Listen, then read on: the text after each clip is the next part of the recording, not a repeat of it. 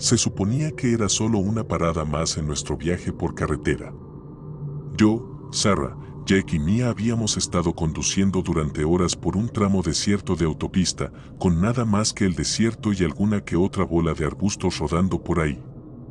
Estábamos bajos de gasolina y, para ser sinceros, todos estábamos un poco desesperados por estar encerrados en el auto tanto tiempo. Cuando finalmente vimos el cartel de una gasolinera, se sintió como un milagro.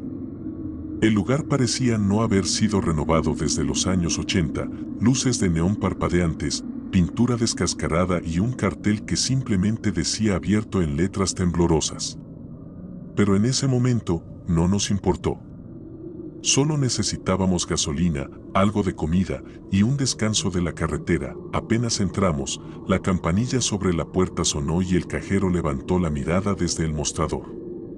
Era un hombre mayor, quizás de unos 60 años, con cabello canoso ralo y una camisa de franela desgastada. Al principio no dijo nada, solo nos miró con una sonrisa extraña, como si supiera algo. Me puso los pelos de punta, pero traté de ignorarlo. Quizás solo estaba aburrido en medio de la nada. Pero mientras estábamos mirando los estantes, de repente habló: ¿Qué tal va el viaje, chicos? Preguntó con voz tranquila y casual, como si hablara con viejos amigos. Todos nos quedamos congelados. No nos había preguntado nuestros nombres. Ni siquiera le habíamos dicho una palabra. Como demonios sabía que estábamos de viaje, Sarah fue la primera en reaccionar. Soltó una risa nerviosa y dijo: bien, supongo. Como sabías, pero el cajero la interrumpió. Han estado conduciendo por un buen rato, dijo, todavía sonriendo. Deben de estar cansados. Deberían tomar un café antes de volver a la carretera. Su tono era amigable, pero había algo extraño en él, como si estuviera recitando un guión. Jaque me lanzó una mirada, frunciendo el ceño, y supe que estaba pensando lo mismo que yo. ¿Cómo sabía que llevábamos horas conduciendo? Mia, que normalmente es la más extrovertida de todos, se quedó callada, con los brazos cruzados, como si quisiera hacerse más pequeña. Traté de convencerme de que quizás habíamos estado ahí antes y no lo recordábamos. Pero no tenía sentido. Nunca habíamos tomado esa ruta. Mientras agarrábamos unas papas y bebidas, no podía quitarme la sensación de que el cajero nos estaba observando. Cada vez que lo miraba de reojo, él seguía allí, con esa misma sonrisa inquietante pegada al rostro. Cuando finalmente fuimos a pagar, no dijo ni una palabra mientras registraba los productos, pero justo cuando le entregué el dinero, se inclinó hacia mí y susurró: deberían tener cuidado allá afuera. Las carreteras pueden ser peligrosas por la noche. Su voz era baja, casi un susurro, y me recorrió un escalofrío por la espalda. No supe qué responder. Solo tomé las cosas y salí rápidamente, con los demás justo detrás de mí. Ya en el auto, nadie dijo nada al principio. Nos quedamos ahí, con el motor en marcha, como si todos estuviéramos procesando lo que acababa de pasar. Finalmente, Jack rompió el silencio. ¿Qué demonios fue eso?, dijo tenso. ¿Ese tipo nos conocía o qué? Sarah negó con la cabeza, con las manos apretando el volante. No lo sé, pero no me gustó nada. Vámonos de aquí. Estuve de acuerdo, pero mientras salíamos de la gasolinera, no pude evitar mirar hacia atrás. El cajero estaba parado en la puerta, observándonos marchar. Incluso desde lejos, podía ver esa misma sonrisa en su cara y me dio vuelta el estómago. Condujimos en silencio un buen rato, con el malestar del encuentro flotando sobre nosotros como una nube oscura. El sol empezaba a ponerse, proyectando sombras largas sobre la autopista vacía, y el paisaje se veía aún más desolado que antes. Mia, que no había dicho una palabra en todo ese tiempo, de repente habló. ¿Se dieron cuenta del nombre de la gasolinera?, preguntó. Ninguno lo había notado. Se llamaba Última Parada, dijo en un susurro. Sentí un nudo frío formarse en mi pecho. Era un detalle pequeño, pero sonaba ominoso, como si hubiéramos entrado en algo que no deberíamos haber visto. Jaque intentó quitarle peso, diciendo que seguramente era solo una coincidencia, pero pude notar que ni él se lo creía.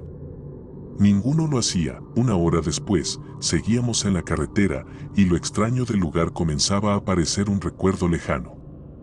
Estábamos riendo por alguna tontería que dijo Jack, intentando sacudirnos la atención, cuando Sarah de repente frenó en seco. ¿Qué demonios?, empezó a decir, pero entonces todos lo vimos. Allí, en medio de la carretera, había una figura.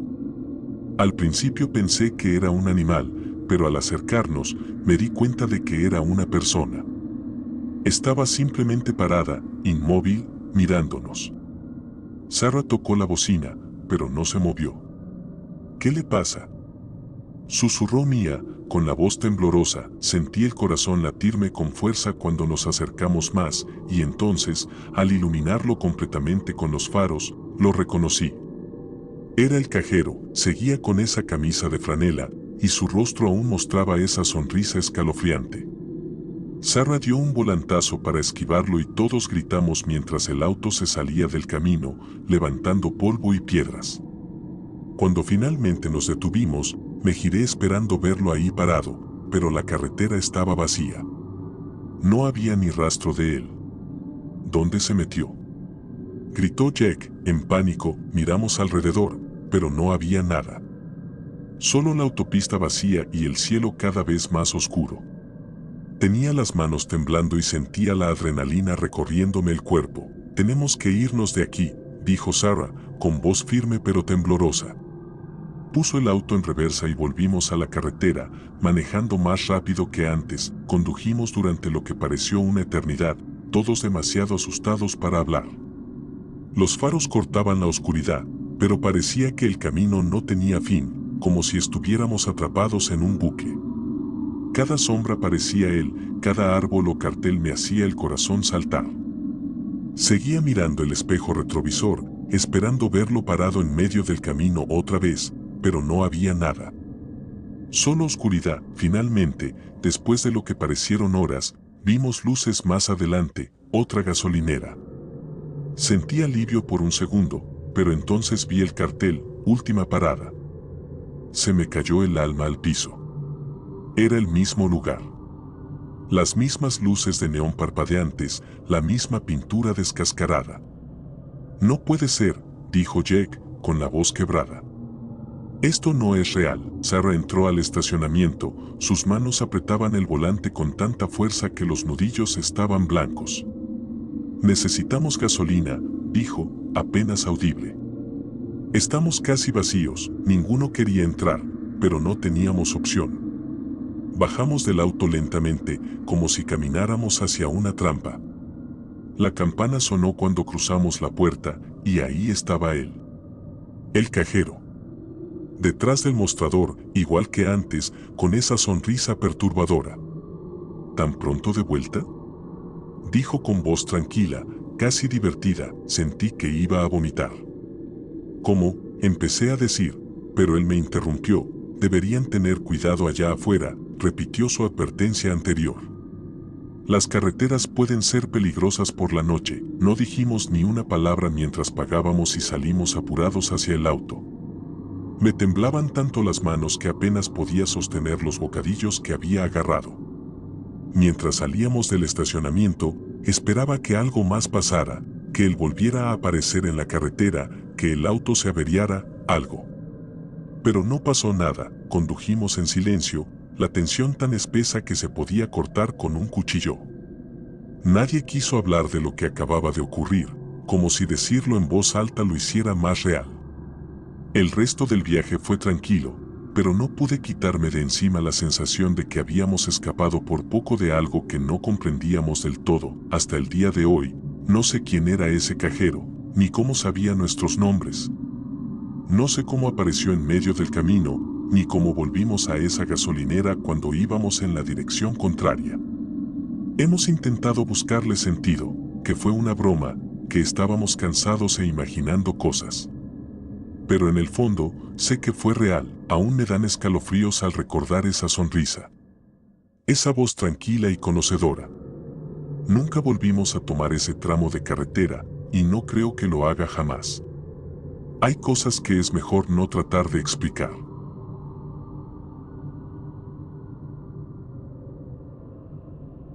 I've been working as a security guard at the Westfield Mall for about 3 years now. It's not the most glamorous job, but it pays the bills, and I've gotten used to the quiet, almost eerie atmosphere of the place during the night shift. The mall is massive, with long, dimly lit hallways and rows of closed shutters hiding the stores. My job is mostly sitting in the security room, staring at the wall of monitors, making sure nothing out of the ordinary happens. And honestly, most nights, nothing does. That's why what happened last week still keeps me up at night. It started like any other shift, just me, a thermos of coffee, and the hum of the cameras switching views every few seconds. It was around 2:30 de la mañana when I first noticed something strange. I was scrolling through the camera feeds, checking the usual spots, the food court, the escalators, the main entrance. Then, out of the corner of my eye, I saw movement on one of the screens. I switched to that camera, and there it was, a child, maybe around 8 or 9 years old, running down the hallway near the toy store. My first thought was, what the hell is a kid doing here at this hour? I grabbed the radio, ready to call it in, but something made me pause. The kid was running in a way that felt off. Not like a scared child, but almost like they were playing, laughing even, though the cameras don't pick up sound. I switched to the next camera to follow their path, but when I looked back at the previous screen, the footage was gone. Not just blank, it asked, like it had never been there at all. I froze for a moment, staring at the now blank screen. My mind raced, trying to make sense of what I'd just seen. Maybe it was a glitch in the system, it wouldn't be the first time the cameras acted up. But deep down, I knew that wasn't it. The kid had been too real, too vivid. I shook it off and switched back to the camera where I'd last seen the child. Nothing. Used empty hallways and the faint glow of emergency exit signs. I decided to check the footage playback, thinking maybe I could rewind and see it again. But when I pulled up the recording for that camera, the timeline was completely empty. No footage, no timestamp, nothing. My stomach dropped. That's when I heard it, a faint giggle, echoing through the security room. I spun around, but of course, there was no wonder. I grabbed my flashlight and radio, deciding I had to check this out in person. The mall was dead silent, the kind of silence that feels heavy, like it's pressing down on you. My footsteps echoed as I made my way to the toy store hallway. The closer I got, the more I felt this weird sense of dread, like I was walking into something I shouldn't be. When I reached the spot where I'd seen the kid, I stopped. The hallway was empty, but something felt wrong. The air was colder there, and the shadows seemed darker, almost like they were moving.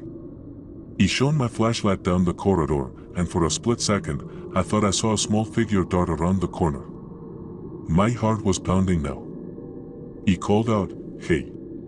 Is anyone there?" No answer. Used that same eerie silence. I started walking toward the corner, my flashlight shaking in my hand, when suddenly, the lights above me flickered. And then, they went out. I stood there in the dark, my flashlight beam cutting through the blackness like a knife. The flickering lights had left me disoriented, and I could feel my pulse racing in my ears. I took a deep breath and forced myself to move forward, step by step, toward the corner where I'd seen the figure. As I turned the corner, my flashlight caught something on the floor, a small, crumpled piece of paper. I picked it up, my hands trembling, and unfolded it. It was a child's drawing, crude but unmistakable, a stick figure of a kid running, with a shadowy figure chasing them. The drawing sent a chill down my spine. I looked around, half expecting to see the kid standing there, but the hallway was empty. That's when I heard the giggle again, louder this time, coming from behind me. I spun around, my flashlight sweeping the area, but there was nothing there. Used the empty mall and the sound of my own breathing. I radioed the front desk, my voice shaky. "This is Carl in Sector 3. I need backup. There is something in here." Static crackled in response, and then a voice came through, but it wasn't the usual dispatcher. It was a child's voice, faint and distorted, saying, "Come find me." My blood ran cold. I dropped the radio like it was on fire and backed away, my flashlight beam darting wildly around the hallway. The giggle came again, this time from above me. He looked up, and there, clinging to the ceiling like some kind of spider, was the child. Their eyes were pitch black, and their mouths stretched into a grin that was way too wide for their face. He stumbled backward, tripping over my own feet, and fell hard onto the floor. The last thing I saw before I blacked out was the child dropping from the ceiling and crawling toward me, still giggling. When I came to, I was lying on the floor of the security room. My head was pounding, and my uniform was soaked with sweat. For a moment, I thought it had all been a nightmare, some kind of stress-induced hallucination. But then I noticed the drawing still clutched in my hand, crumpled and damp from my grip. He stared at it, my mind racing. How did I get back here? The last thing I remembered was the child crawling toward me in the hallway. I checked the clock on the wall, 3:47 de la mañana, and they'd been out for over an hour. My heart started pounding again as I looked at the monitors. The cameras were all working fine, showing the usual empty hallways and closed stores. But something felt off. He rewound the footage from the hallway camera, hoping to see what had happened after I blacked out. The screen showed me walking down the hallway, stopping, and then, nothing. The footage cut out, just like before. No sign of the child, no sign of me collapsing. Just static. I decided I couldn't stay in that room any longer. He grabbed my keys and headed for the exit, my legs still shaky. As I walked through the mall, I kept glancing over my shoulder, half expecting to see the child following me. The place felt different now, like it was alive, watching me. Every shadow seemed to move, every sound made me jump. When I finally reached the main entrance, I fumbled with the keys, my hands trembling so badly I could barely unlock the door. As I stepped outside into the cool night air, I felt a wave of relief. But then I heard it, the giggle, faint but unmistakable, coming from behind me. He turned around, and there, standing just inside the glass doors, was the child. They waved at me, their black eyes glinting in the dim light, before disappearing into the darkness of the mall. He didn't wait around. He got in my car and drove home, my mind spinning with questions I knew I'd never get answers to. I didn't sleep that night. I sat on my couch, staring at the drawing I'd found, trying to make sense of what had happened. By morning, I was exhausted but determined to figure it out. He called my supervisor and told him I needed the day off, making up some excuse about a family emergency. Then I went online, searching for any reports of strange occurrences at the mall. That's when I found it, an old news article from the 1980s. A child had gone missing in the mall during a busy holiday season. The description matched the kid I'd seen, around 8 or 9 years old, wearing similar clothes. The article said the child had been playing hide and seek with their siblings when they vanished. No one ever found them. The case went cold, and eventually, people forgot about it. But reading that article sent a chill through me. Was that the child I'd seen? And if so, why now? Why me? I never went back to that job. He quit the next day, telling my boss I couldn't handle the night shifts anymore. He didn't ask too many questions, and I didn't offer any explanations. To this day, I don't know what I saw that night. Was it a ghost? A hallucination? Something else entirely? You probably never know. But sometimes, late at night, when the house is quiet and the shadows seem a little too dark, I hear that giggle again. And I can't help but wonder if the child is still out there, running through the halls of that empty mall, waiting for someone to find them. You just know it won't be me.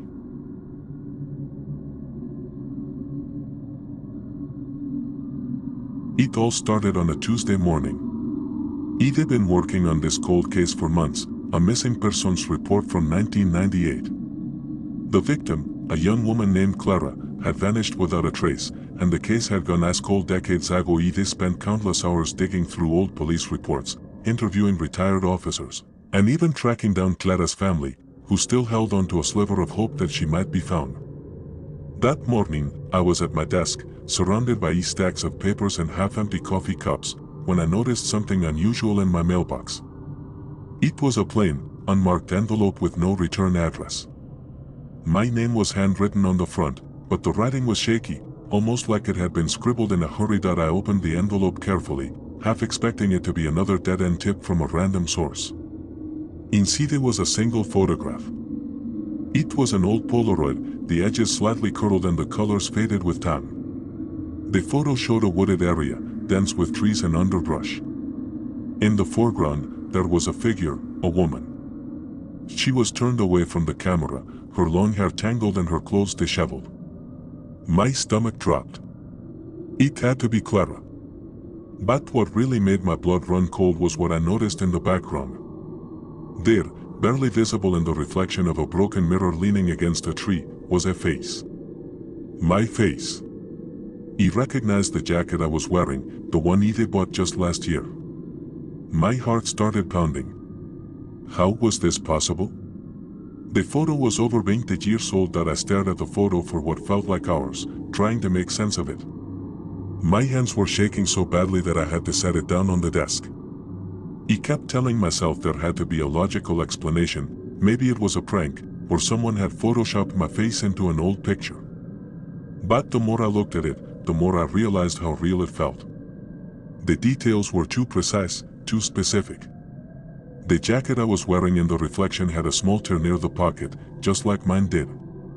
And the expression on my face, it was one of pure terror, like he'd seen something horrifying. He didn't remember ever being in a place like that, let alone wearing that jacket in the middle of the woods. That I decided to call my editor, hoping she'd have some advice or at least talk me down from the panic I was feeling. But as I reached for my phone, I noticed something else. On the back of the photo, written in the same shaky handwriting as the envelope, were two words, "Find her." My mind raced. Was this some kind of sick joke? Or was it a warning? I couldn't shake the feeling that whoever sent this knew something about Clara's disappearance, and maybe even something about me. I grabbed my coat and headed out the door, determined to retrace Clara's last known steps. If the photo was real, if it was somehow connected to her case, I needed to find out how.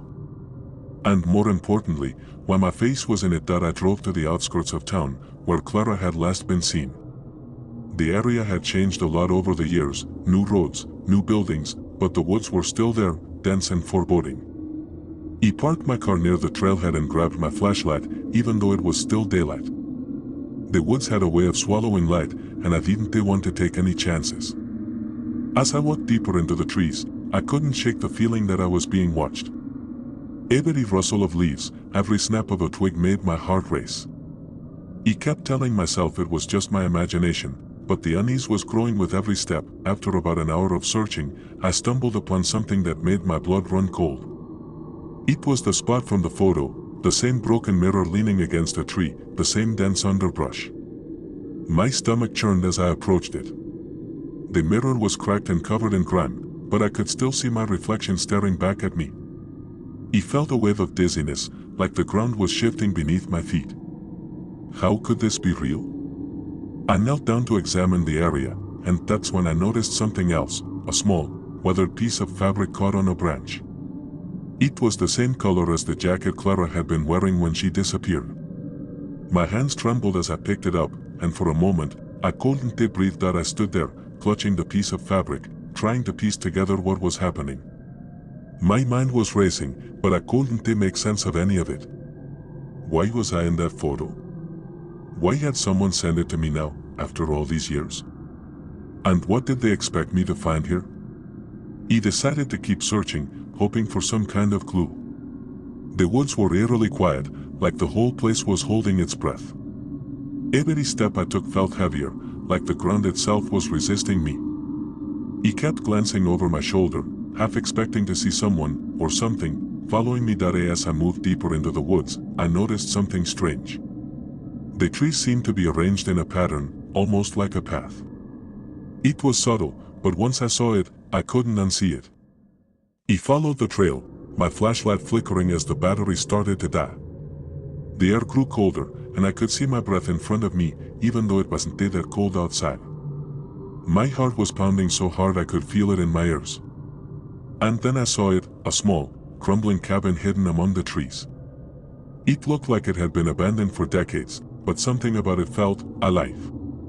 Like it was waiting for me.